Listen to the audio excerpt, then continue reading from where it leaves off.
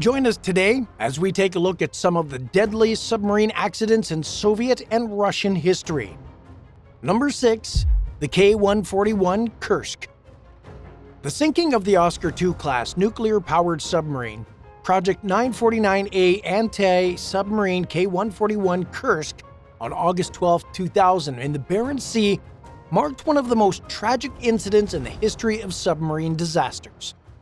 The Kursk, one of the largest submarines in the Russian Navy, was participating in the Summer X exercise, the first major Russian naval exercise to take place in a decade. The submarine, with 118 personnel on board, sank to the ocean floor at a depth of 354 feet, and sadly, all crew members lost their lives. The initial events leading to the disaster began at 11:29 local time, when seismic detectors recorded a magnitude 1.5 seismic event, indicating the first explosion. 2 minutes and 14 seconds later, a much larger explosion occurred, measuring 4.2 on the Richter scale. The explosions were equivalent between 2 and 3 tons of TNT and caused catastrophic damage to the submarine. The Russian Navy's response to the accident has been widely criticized for its slow and inept handling. The crews of nearby ships felt the explosions, but the Russian Navy didn't realize the severity of the situation for over 6 hours. The submarine's emergency rescue buoy had been intentionally disabled during a prior mission, further complicating rescue efforts. In total, it took more than 16 hours to locate the Kursk, resting on the ocean floor. Over the next 4 days, the Russian Navy's attempts to attach diving bells and submersibles to the escape hatch of the submarine repeatedly failed. The response was marred by misinformation, manipulation of the public and media, and a refusal of help from nearby countries. President Vladimir Putin, initially continuing his vacation, authorized foreign assistance only after 5 days had passed. British and Norwegian divers, after 2 days of efforts, finally opened a hatch to the escape trunk, but sadly they found no survivors. The official investigation later concluded that a faulty weld in the casing of a dummy torpedo loaded by the crew leaked high-test peroxide inside the torpedo tube, leading to a catalytic explosion. This initial explosion ignited a fire, damaged multiple compartments, and incapacitated or killed the crew in the torpedo and control rooms. Subsequent explosions caused by torpedo warheads tore a large hole in the hull, resulting in the death of everyone in the front of the 6th compartment. In the aftermath, the Dutch company Mamoe was awarded a salvage contract in May of 2001. Within 3 months, the salvage team successfully raised the submarine's hull from the seabed, recovering all but the bow and the remains of the 115 sailors. The salvage revealed severe breaches of discipline, poorly maintained equipment, and negligence within the Russian Navy. The Kursk disaster brought intense criticism to the Russian government and the Navy, bringing to light stunning breaches of discipline and revealing shoddy equipment maintenance. The rescue operation was deemed unjustifiably delayed, and the Russian Navy was found completely unprepared to respond to the disaster. Number 5. B37. Soviet B37, a Foxtrot-class diesel submarine, met its untimely demise on January 11, 1962, in a catastrophic incident that claimed the lives of 122 individuals. Commissioned on November 5, 1959, it served in the Soviet Navy's Northern Fleet. On that fateful day, B-37 was moored at the pier at Ekaterininsky Bay at the Polarny Naval Base. Engaged in maintenance and torpedo testing, the submarine had all watertight doors open. A fire then erupted in the torpedo compartment, believed to be triggered by the ignition of hydrogen gas when electrical equipment was activated. This incident led to the detonation of all 11 torpedoes on board, resulting in the instantaneous destruction of the submarine. Captain 2nd Rank Begeba, the commanding officer who was on the pier at the time, and Captain 3rd Rank Jakubenko, located in another part of the submarine base, were the sole survivors. Tragically, 59 B-37 crew members and 19 crew members from the adjacent submarine S-350 lost their lives. And additionally, 44 individuals from other ships and the shipyard succumbed to the explosion. The devastating blast not only claimed lives, but also inflicted severe damage to the neighboring Soviet submarine S-350. The force of the explosion was so intense that it propelled B-37's anchor just over a mile away from the dock. The incident highlighted the inherent risks associated with naval operations, especially during maintenance and testing procedures. The loss of B-37 served as a reminder of the dangers faced by submariners and naval personnel. The investigation into the explosion emphasized the importance of stringent safety protocols and procedures to prevent such tragedies in the future. Before we continue, if you're joining us for the first time, make sure you hit that subscribe button to unlock a treasure trove of incredible videos. And don't keep your thoughts to yourself. Drop a comment below and tell us what content you'd like to see next. At number 4, K129. K129, a Golf II class ballistic missile submarine that was commissioned by the Soviet Navy, embarked on a tragic journey that culminated in its sinking on March 8, 1968, approximately 1,560 nautical miles northwest of Oahu in the Pacific Ocean. The submarine, ordered on January 26, 1954, and constructed at Komsomol na Amur shipyard, had a significant role in the Cold War naval history. Assigned to the 15th Submarine Squadron of the Pacific Fleet, K129 conducted strategic ballistic missile patrols. Captain First Rank Vladimir Kobzar commanded the submarine on its final deployment, which ended mysteriously. The submarine's disappearance in 1968 echoed similar incidents involving the Israeli submarine INS Dakar, the French submarine Minerve, and the American submarine USS Scorpion. After nearly 2 weeks of silence, the Soviet Navy initiated a search for K129, deploying military aircraft and ships. Simultaneously, the U.S. Navy observed Soviet efforts and began its own search for the submarine. Contrary to Soviet expectations, the Americans accurately located the wreck's coordinates in August 1968, far from the Soviet search area. In 1974, the United States, in a covert operation named Project Azorian, attempted to recover K129 using the USS Halibut. The submarine's wreckage, situated at a depth of 16,000 feet, was surveyed in detail over 3 weeks, providing valuable intelligence.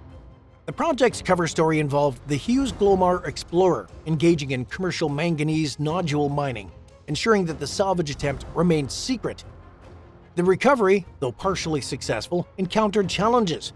The forward half of K129 was lifted but suffered a critical failure, leading to the breaking of the sail area and the center section, which fell back to the ocean floor.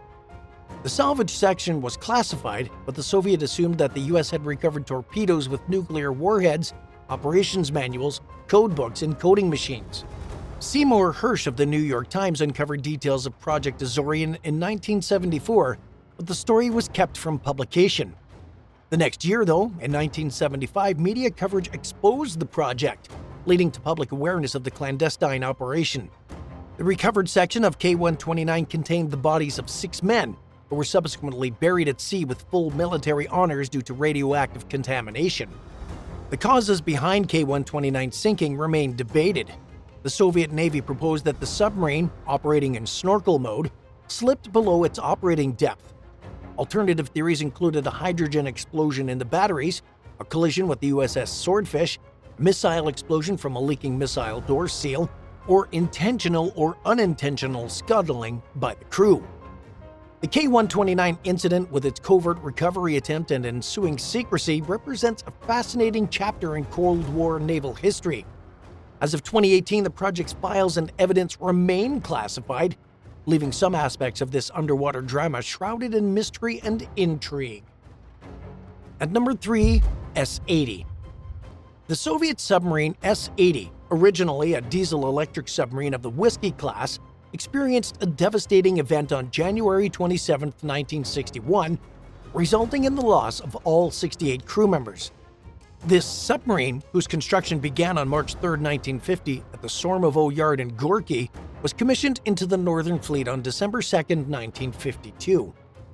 In July 1957, the submarine underwent a significant transformation at Severodvinsk, being converted into a Project 644 Whiskey twin-cylinder guided missile submarine. This involved the installation of external launch tubes for the SSN-3 Shattuck anti-ship missiles. S-80 then returned to active service in April 1959 operating in the Barents Sea. The tragedy struck the night of January 26, 1961, while S80 was snorkeling at diesel engine depths in the Barents Sea. The submarine encountered severe weather conditions, with the ocean being at sea stage 6 and the air temperature reaching 23 degrees Fahrenheit. Then, at 1:27 a.m. on January 27th, S80 dropped below snorkel depth, triggering the automatic snorkel valve to shut. However, the de-icing system, which was crucial for preventing ice buildup on the snorkel valve, was turned off, leading to the valve jamming with ice. The consequences were catastrophic. Seawater flooded the diesel engine's air intakes, causing immediate engine failure. A machinist in the fifth compartment responsible for addressing the flooding struggled to close the ventilation flapper quickly enough due to confusion. As the compartment filled, the submarine's trim control was lost, causing it to tilt at an angle exceeding 45 degrees. It gradually slowed, came to a stop, and then descended backward until it finally grounded.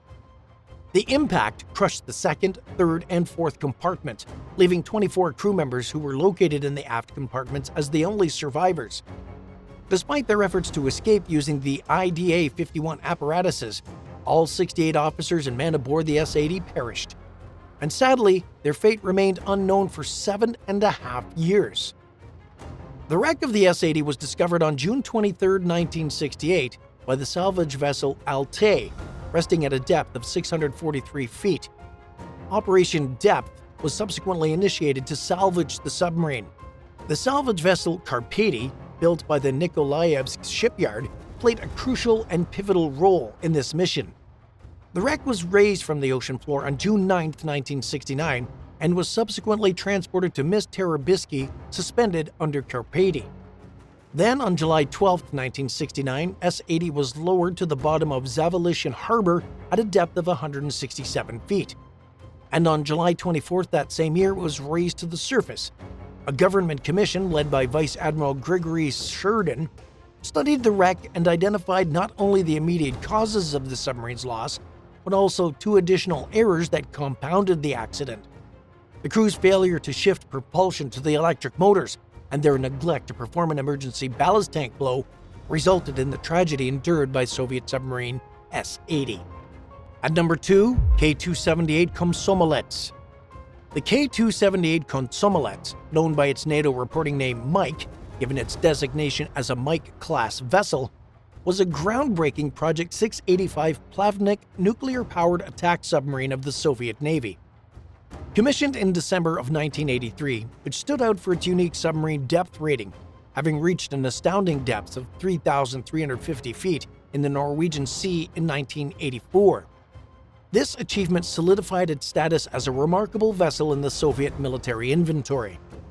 Designed by the Rubin Design Bureau to pioneer fourth-generation Russian nuclear submarines, the K278 had a double hull, with the inner one composed of titanium, granting it an operating depth far surpassing that of contemporary American submarines.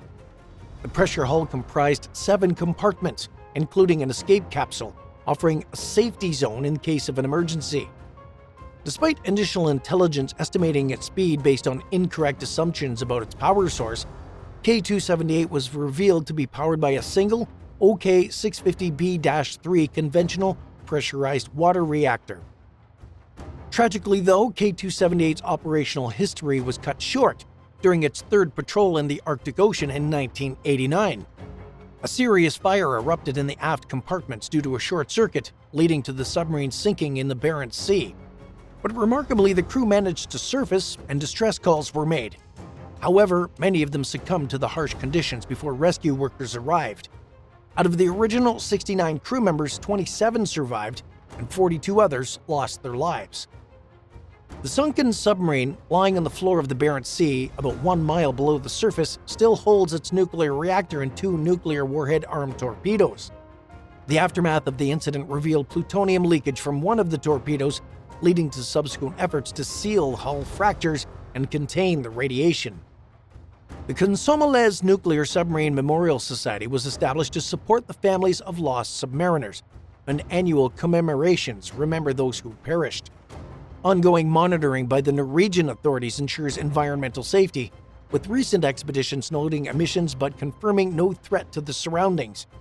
The legacy of K-270 remains both a technological marvel and a reminder of the sacrifices made by submariners. And at number 1, K-8. A November-class Soviet submarine called K-8 served in the Soviet Northern Fleet and tragically sank in the Bay of Biscay on April 12, 1970, with nuclear weapons on board. The submarine had a history of accidents, with a significant incident occurring in 1960 and another catastrophic event taking place in 1970. In October 1960, while operating in the Barents Sea, K-8 faced a serious challenge when a ruptured steam generator tube caused a loss of coolant accident. The crew, displaying remarkable resilience and resourcefulness, improvised a system to provide emergency cooling water to the reactor, averting a potential meltdown. However, this incident resulted in the release of large amounts of radioactive gas, contaminating the entire vessel. The crew's exposure to radiation varied, with 3 members suffering visible injuries and many others receiving doses between 1.8 and 2 sieverts. And for those of you who don't know, sieverts refers to a unit of measurement for ionizing radiation dose, with just 1 sievert being a significant amount of radiation. Now getting back to the submarine, the more devastating incident occurred during the Ocean 70 naval exercise on April 8, 1970, when K-8 experienced fires in 2 compartments simultaneously. The short circuits in compartments 3 and 7, occurring at a depth of 390 feet, led to a fire spreading through the air conditioning system, forcing the shutdown of both nuclear reactors. In response to the escalating situation, the captain initially ordered the crew to abandon the ship. However, this order was later rescinded when the towing vessel arrived. Despite the dangers, 52 crew members, including Captain Second Rank Vyacheslav Besanov, reboarded the surfaced submarine, which was set to be towed. Tragically, though, this decision marked the first loss of a Soviet nuclear-powered submarine. As the sub was being towed through the rough seas of the Bay of Biscay, 8 sailors had already lost their lives due to the compartment lockdowns aimed at preventing further flooding and fire spread. The remaining crew faced perilous conditions during 80 hours of damage control and stormy weather, resulting in the sinking of K-8. The submarine sank to a depth of 15,350 feet, approximately 260 nautical miles northwest of Spain. All hands on board perished due to carbon monoxide poisoning and the flooding of the surfaced submarine. But despite the catastrophic outcome, 73 crewmen managed to survive the ordeal. Unfortunately, though, K-8 sank with 4 nuclear torpedoes out of the 24 on board. The sinking of K-8 in the Bay of Biscay reminds us of the risks and challenges associated with submarine operations, especially when compounded by technical failures and adverse weather conditions. The loss of this Soviet submarine shed light on the complex and perilous nature of naval activities, emphasizing the importance of continuous improvement in safety protocols and technological advancements to prevent such incident from occurring again. Would you ever dare to take a ride on a submerged submarine? Let us know in the comments below, and if you enjoyed this video, be sure to leave a like and subscribe to the channel. Thanks so much for watching. We'll see you in the next one. Bye for now.